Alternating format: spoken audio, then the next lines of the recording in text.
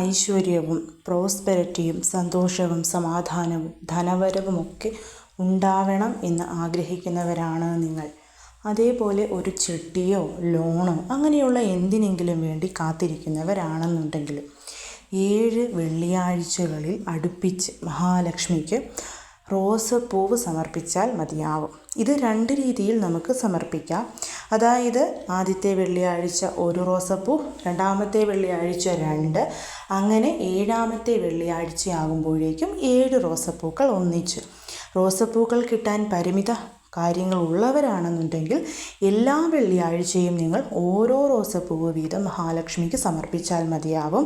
സമർപ്പിച്ച് ദേവിക്ക് മുൻപിലിരുന്ന് ഓം ശ്രീം മഹാലക്ഷ്മിയെ നമഃ എന്നുള്ള മന്ത്രം കൂടി 108 തവണ ചൊല്ലി നിങ്ങൾ എന്ത് ആവശ്യത്തിനാണോ ഈ ഒരു റോസാപ്പൂവ് സമർപ്പിക്കുന്നത് എന്നും കൂടി പറഞ്ഞാൽ വളരെ പെട്ടെന്ന് തന്നെ നിങ്ങളുടെ ആഗ്രഹം നിങ്ങൾക്ക് സാധിച്ചു കിട്ടുന്നതായിരിക്കും.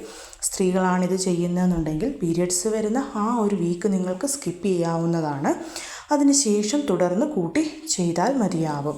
ഇത് ശുക്രഹോര സമയത്ത് വെള്ളിയാഴ്ച ശുക്രഹോര വരുന്നത് രാവിലെ 6 to 7, ഉച്ചയ്ക്ക് 1 to 2, വൈകിട്ട് 8 to 9 ആ ഒരു സമയത്ത് ചെയ്യുന്നതാണ് ഏറ്റവും നല്ല ഫലം നമുക്ക് ലഭിക്കുന്നത്. നോൺ വെജ് ഒന്നും കഴിച്ചിട്ടിത് ചെയ്യരുത്. കാരണം നമ്മുടെ കുടുംബത്തിൻ്റെ ഒരു ഉന്നമനത്തിനോ ആഗ്രഹ സാഫല്യത്തിനോ വേണ്ടിയിട്ടാണല്ലോ ചെയ്യുന്നത്. അതുകൊണ്ട് തന്നെ നോൺ വെജ് ഒഴിവാക്കി ഇത് ചെയ്യണം. ഇത് ചെയ്തിട്ട് നിങ്ങൾക്ക് നോൺ വെജ് കഴിക്കാം.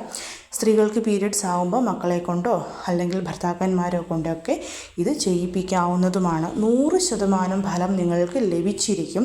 ഇപ്പോൾ ഒരു 3ാമത്തെയോ 4ാമത്തെയോ വെള്ളിയാഴ്ച ആകുമ്പോഴേക്കും നിങ്ങളുടെ കാര്യം സാധിച്ചു കിട്ടിയാലും 7 വെള്ളിയാഴ്ച ഇത് കംപ്ലീറ്റ് ചെയ്തിരിക്കണം. അത് വളരെ വളരെ ഇമ്പോർട്ടൻ്റ് ആണ്. അതുമാത്രവുമല്ല, വെളുത്ത പക്ഷത്തിലെ വെള്ളിയാഴ്ചകളിൽ മാത്രമേ നമ്മളിത് ചെയ്യാവുള്ളൂ. അതായത് അമാവാസി കഴിഞ്ഞു വരുന്ന വെള്ളിയാഴ്ചകളിൽ.